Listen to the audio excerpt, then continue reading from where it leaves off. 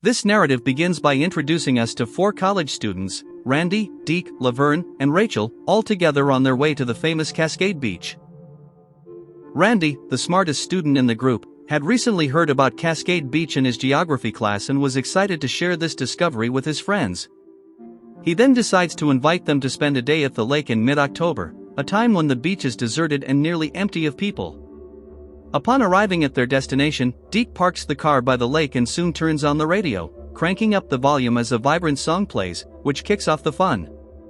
Meanwhile, Randy, who is more observant, notices a group of ducks struggling in the water until they end up completely submerged.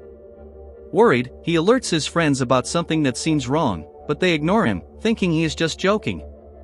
Ignoring Randy's warning and feeling invincible, they enter the water, but feel that it is very cold, yet they still decide to swim toward a wooden platform that floats serenely in the middle of the lake. Once they climb onto the platform, everything feels even colder as they settle in. As they finally position themselves on the platform, they become intrigued to find a huge murky blob floating on the water's surface, moving toward them. Deke believes the blob is just a simple oil stain, but Randy is convinced that it is somehow something more. Thus, Randy and Rachel approach the blob, cautiously observing it from the edge of the platform. Rachel, in an act of curiosity and fatal folly, reaches out her hands toward the blob, touching it, revealing it to be a foolish mistake. The blob, acting quickly, secretes an adhesive and gelatinous substance onto her arm, which soon begins to melt her skin, trying to pull her into the water, obviously causing immense pain to Rachel. All the students watch in horror as the blob pulls Rachel completely into the water, devouring her body, which just moments before was full of life but now becomes just a piece of meat.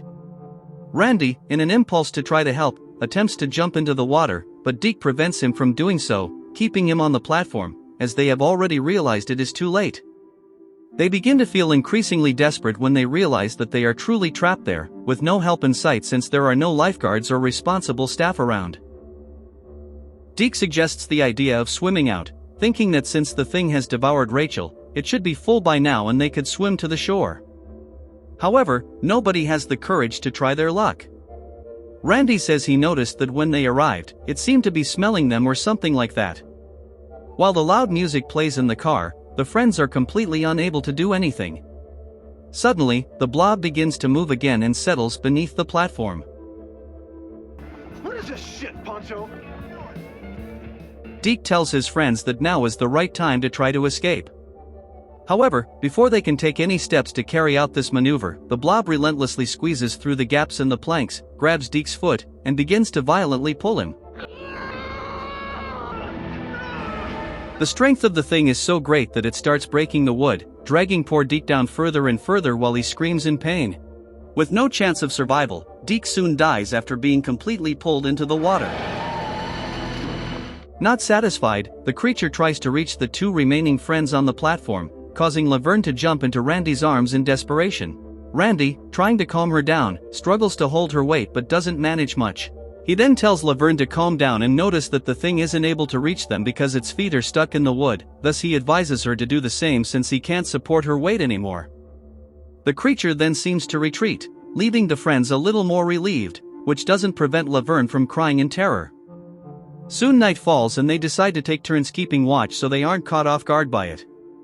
The cold is intense and with no appropriate outerwear, they have no option but to embrace each other to warm up as much as they can. Morning comes, and Randy wakes up, seeing that the other two are sleeping but have been lucky enough not to be attacked. He looks at the blob and realizes it is now considerably farther away. Seeing that Laverne is still asleep, he tries to take advantage and begins to inappropriately kiss her. However, his feeling of joy is short-lived, as he soon becomes complacent and careless, losing sight of the blob.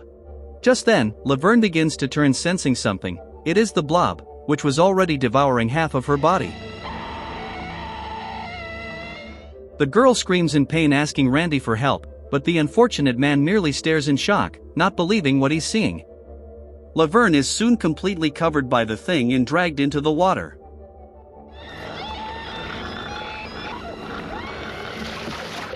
Randy sees this as the ideal opportunity to try to escape, so he jumps into the water and swims frantically. As the miserable man swims for his life, he can see what remains of Laverne. Randy swims toward the shore, but soon the blob notices him and moves in his direction, maneuvering with agility as it finishes consuming its meal. Using all his strength, Randy manages to escape the thing as he reaches the shore of the lake. He takes a deep breath and uses the accumulated adrenaline to insult the blob. However, his arrogance only provokes the creature, which quickly rises up and swallows him whole. The blob retreats to the lake, where there are no more students, except for a loud car covered in clothes. Next to the car, a discreet sign is present, informing about the swimming prohibition. However, it is almost invisible among the vegetation that has grown around the sign. In a place called Dead River, located in the state of Arizona, we see a town that, in not too distant a past, had thrived in wealth and fame. However, over time, the town fell into a state of decay and transformed into a dark and desolate example of a ghost town. Most businesses had abandoned the town, moving to urban areas in search of better opportunities. However, an elderly couple, Ray and Martha, decided to stay in the town, dedicating their lives to caring for their general store, which had completed 30 years of operation. Among the various relics that adorned the shop, one of the most special items, considered a symbol of respect and value, was a cigar store Indian known as Old Chief Wooden Head. Ray, for his part, often referred to him simply as Chief. On a quiet afternoon, Martha decides to step out onto the porch and finds Ray carefully repainting the chief's war paint on his cheeks. With a worried tone, she tries to persuade him to consider closing the store while there's still time, mentioning that holding on longer may not be feasible. Ray, attached to the memories and sentimentality tied to the store, shows reluctance to do so, reminding Martha how the store helped their family survive through all those hard years. However, Martha pleads, explaining that they are barely making money as they no longer attract many customers. She also touches on the theme of their life savings, which are progressively dwindling. Ray, generous by nature, insisting on making charity for those whom Martha claims do not deserve it, conflicts with his wife's practical logic. Meanwhile, on the other side of town, Benjamin, a respected elder of the local Native American tribe, is having his car repaired at a mechanic's shop. After taking care of his business, he decides to visit Ray at his shop to say hello. Ray makes a point of inviting Benjamin inside to tend to his needs, but to his surprise, Benjamin appears with a large bag. Soon Martha comes out of the back room, and as they greet each other, Benjamin presents the bag. When Ray opens the bag, his eyes widen, as do Martha's, upon seeing a splendid collection of turquoise jewelry before them. Benjamin reveals that it is a selection of precious treasures from his tribe, and that they would like the elderly couple to keep them as collateral while they settle their debts. If the tribe fails to pay within 2 years, Ray and Martha could keep all the items. Ray, however, hesitates to accept the bag, claiming that the value is excessive and that he does not wish to abuse the generosity. Benjamin, on the other hand, insists, saying it would be a great disrespect to return the treasures. After much debate, Ray reluctantly agrees to keep the bag, swearing that he will protect the precious jewelry with all his might. Benjamin prepares to leave the store when suddenly Martha calls his attention and expresses that the tribe's willingness to repay what they owe proves that she was wrong to criticize Ray's generosity. Benjamin, in recognition of her sincerity, thanks her and leaves the store. Ray and Martha watch Benjamin depart and smile as he walks away, but that smile immediately turns to worry as they step back inside the store. As soon as they enter, fear becomes palpable when they spot Sam, Benjamin's delinquent nephew, surrounded by 2 of his thug friends inside the store. These thugs are there to steal as much merchandise and money as they can find to finance their trip to Los Angeles. Sam, showing himself to be hostile and threatening, tells the elderly couple that they need to follow his instructions if they want to stay alive, emphasizing that otherwise, bullets will penetrate their bodies. While the thug friends start rummaging through shelves for food and items they could sell, Sam gives Martha an order to go fetch her bag from the back room. As Martha goes to retrieve the bag, he seizes the opportunity and enters the photo booth to take a picture of his sun-bleached hair, displaying a mocking smile. He turns to Ray, bragging about how his hair is his ticket to becoming a movie star in the future.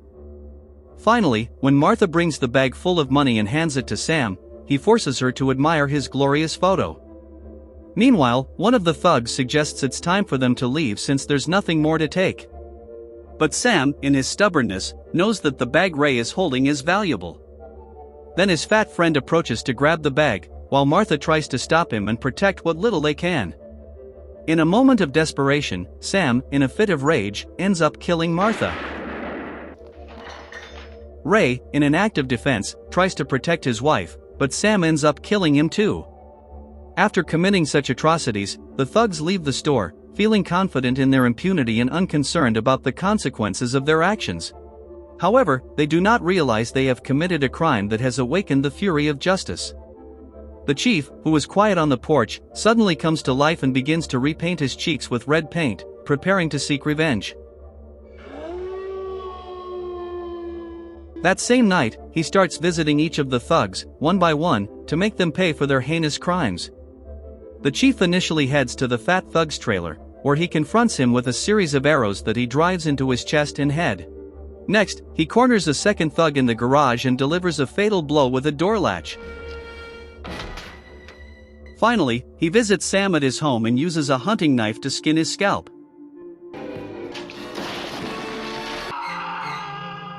The next day, Benjamin wakes up but finds bloodstains on his bed, a sign that something terrible has occurred.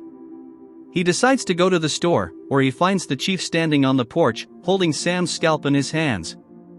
Benjamin understands that this is a warning sign, so he pays his respects and prays for the chief's peaceful rest before leaving the store. We then see another dark story, where we meet Annie, a stunning wife of a lawyer who is rich in money but lacking in affection and passion. Despite the luxury her husband provides, Annie finds herself cheating on him with a gigolo lover. One night, after hours of fun, Annie wakes up next to her lover.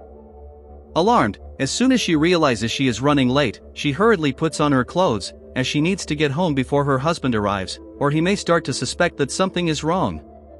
Counting only 7 minutes to get home, she speeds her car down the road. During the drive, she smokes a cigarette, trying to come up with a convincing excuse that exonerates her from any responsibility if her husband gets home first. As she drives along the highway in Maine, the road becomes curvy and slippery, and suddenly, while driving, Annie drops an ember from her cigarette, staining her leather gloves with ashes. Alarmed by the stain, she loses focus and, unable to control the car, ends up veering off the road. In a crucial moment, she strikes a hitchhiker who was standing at the roadside. She hesitates and gazes at the body for a prolonged cycle of conflicting emotions, contemplating whether she should help or simply move on. However, when a strong light shines nearby, Annie impulsively makes the decision to flee, hoping to escape the potential consequences of her actions. Before long, two strangers, a truck driver and Annie's own husband, stop nearby the accident scene to assess the situation.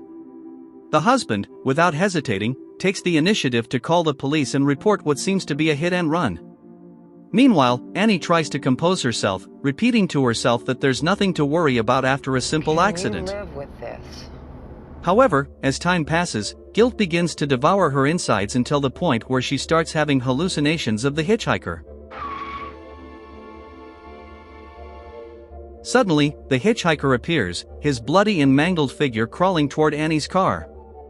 She tries to swerve away from him, but he teleports onto the roof of the vehicle, crashing through the sunroof to get inside and grab her. Strangely, he repeatedly thanks her every time he appears, as if he were delirious. Now in panic, Annie completely veers off the road, driving the car into the woods, and using a tree trunk she manages to knock the hitchhiker off the roof of the car.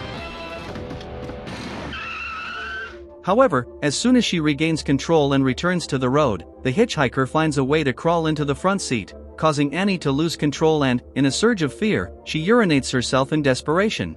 In a moment of oppression and humiliation, she fires a few shots at the hitchhiker, not putting an end to him because, amidst her rage and despair, she decides to kick him out of the seat. In a frenzy, Annie drives over the hitchhiker until blood oozes from his head, splattering the whole road with a macabre spectacle. She then accelerates the car, trying to boost her morale, when the hitchhiker appears again on the hood, this time holding a new sign that says, "You killed me."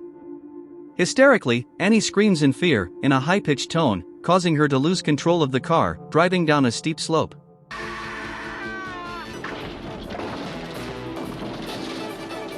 She continues driving toward the woods, repeatedly crashing the car into trees until she finally passes out. Minutes later, the snow begins to fall, creating an almost surreal scene. When Annie finally regains consciousness, she clears the windshield and realizes that the hitchhiker has disappeared. Relieved, she convinces herself that everything was a horrible nightmare and proceeds peacefully on her way home. On her way home, she observes that the crumpled car could serve as the perfect evidence to justify the situation to her husband, claiming that she was involved in an accident. Upon finally arriving home, she finds her husband's car still not parked, which indicates that he is running late. A smile of relief spreads across her face, but that smile soon transforms into a look of terror when the hitchhiker suddenly appears beneath the car. Like a killer pangolin, he leaps toward her face, exposing the wounded flesh and strangling her by the neck, likely to prevent her from screaming in fear. As the garage automatically closes, the exhaust fumes from the car begin to fill the space, slowly suffocating Annie.